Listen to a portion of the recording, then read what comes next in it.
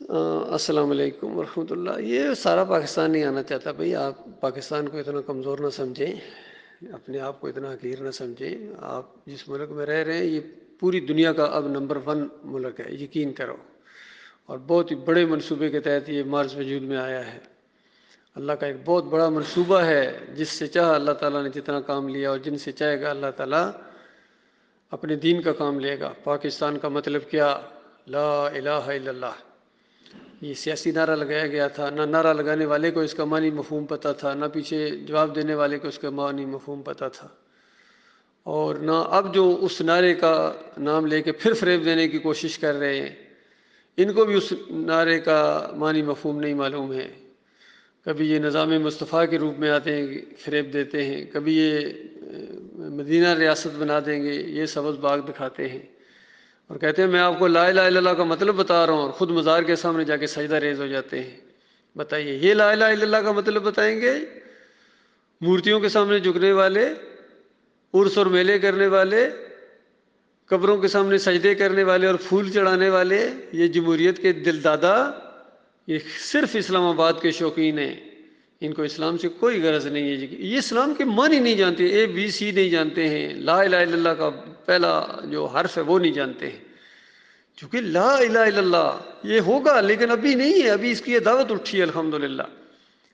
یہ لا پہلے یہ ایک ایسی تلوار ہے جو ہر کفر و شرک کے اوپر چوٹ مارتی ہے، اس کا بیجا پھاڑ دیتی ہے۔ لا پہلے انکار کرو ان داتاؤں، دستگیروں، مشکل کشاؤں، حاجت رواؤں کا، غریب نوازوں کا، عرس اور میلوں کا، جمہوریت کا پہلے انکار کرو، پیری مریدی کا، تعویذ گنڈے کا، پھر کہو ہاں اللہ ہے، اللہ کرتا ہے، اللہ پر توکل، اللہ پر بھروسہ۔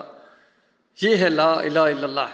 ہر نبی کی یہی دعوت رہی ہے، لا الہ الا اللہ۔ اور حدیث میں آتا ہے سب سے بڑا ذکر جو آپ سنتے ہیں نا، اللہ کا ذکر اذکار کیا کرو، اللہ کی تعریفیں کیا کرو، سب سے بڑا ذکر کیا چیز ہے؟ لا الہ الا اللہ، اللہ کے علاوہ کوئی معبود نہیں۔ تو اللہ تعالیٰ نے موقع دیا ہے، ملک دیا ہے، لیکن آپ نے اس کو بتوں کا گودام بنا دیا، اس مزاروں کا اور گنبدوں کا، شرک کا گودام بنا دیا۔ اسلام کا قلعہ کہتے ہیں اور شرک کا گودام بنایا ہوا ہے۔ اور کبھی کوئی کسی کے منہ سے، کسی بڑے لیڈر کے منہ سے میں نے لا الہ الا اللہ کا معنی مفہوم نہیں میں نے سنا ہے آج کل جتنے ہیں۔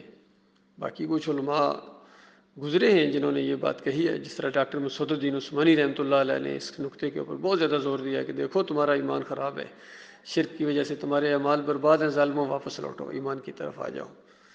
تو باقی جتنے یہ مسلک پرست ہیں، فرقہ پرست ہیں، یہ تو دین سے کھانے والے لوگ ہیں، دین ان کا پیشہ ہے۔ جس طرح روزگار کا معاملہ ہے، اس میں کتنے ہیں جو روزگار بنائے ہوئے، کوئی اذان دے کے پیسے لیتا ہے، اجرت لیتا ہے، اس کی تنخواہ لیتا ہے، کوئی امامت کرا کے اس کی تنخواہ لیتا ہے۔ میں نے ان کے بھی اشتہار پڑھے ہیں کہ فلاں مسجد میں مولوی صاحب چاہیے اتنی تنخواہ ملے گی، وہ بھی اس چکر میں پڑے ہوئے ہیں، اجمی ہوں یا عربی ہوں، ہر جگہ یہ اجرتی دین ہے، یہ قرآن و حدیث نہیں ہے۔ قرآن و حدیث کا دین بالکل سادہ ہے، جو نبی علیہ السلام نے پیش کیا، ہر نبی نے پیش کیا، جس نے مانا وہ مسلمان، جس نے نہیں مانا وہ غیر مسلم۔ بڑی سادہ سی بات ہے، اس طرح لائن لگ جاتی ہے، ماننے والے اور نہ ماننے والے۔ ماننے والوں کو اللہ تعالیٰ مومن کہتا ہے، نہ ماننے والوں کو اللہ تعالیٰ کافر کہتا ہے۔ کافر کو مطلب نہ ماننے والا، حق اور باطل کو چھپانے والا، یہ کافر ہوتا ہے، کوئی گالی نہیں ہے۔ پورا قرآن بڑا ہوا ہے اس الفاظ سے، قل یا ایھا الکافرون، کہو اے کافرو، لا اعبد ما تعبدون، جن کی تم اللہ کے علاوہ بندگی کرتے ہو میں نہیں کرتا ہوں، جن کے سامنے تم اللہ کے علاوہ جھکتے ہو میں نہیں جھکتا ہوں، چاہے مورتی کے سامنے جھکو، مزار کے سامنے جھکو، پیر کے سامنے جھکو، بادشاہ کے سامنے جھکو، تم جھکتے رہو۔ آخر مجھ سے کیوں مطالبہ ہے کہ میں بھی جھکوں، یا تم کو پھر ٹھیک کہوں، تمہیں مومن کہوں، تمہیں مسلمان کہوں، تم شرک کرو اور میں تمہیں مسلمان کہوں؟ یہ کبھی ہو سکتا ہے؟ یہ مسئلہ ہے۔ تو یہ دعوت الحمدللہ یہ ڈاکٹر مسعود الدین عثمانی رحمۃ اللہ علیہ کے ذریعے پاکستان سے اٹھی ہے، بڑی زبردست انداز سے یہ دعوت ہے، اس کا کوئی توڑ نہیں ہے۔ یاد رکھیے، بڑے بڑے مولوی اور بڑے بڑے علامہ دہر اس کے سامنے گھٹنے ٹیک گئے ہیں دلائل سے، کیونکہ توحید کا کون مقابلہ کرے گا؟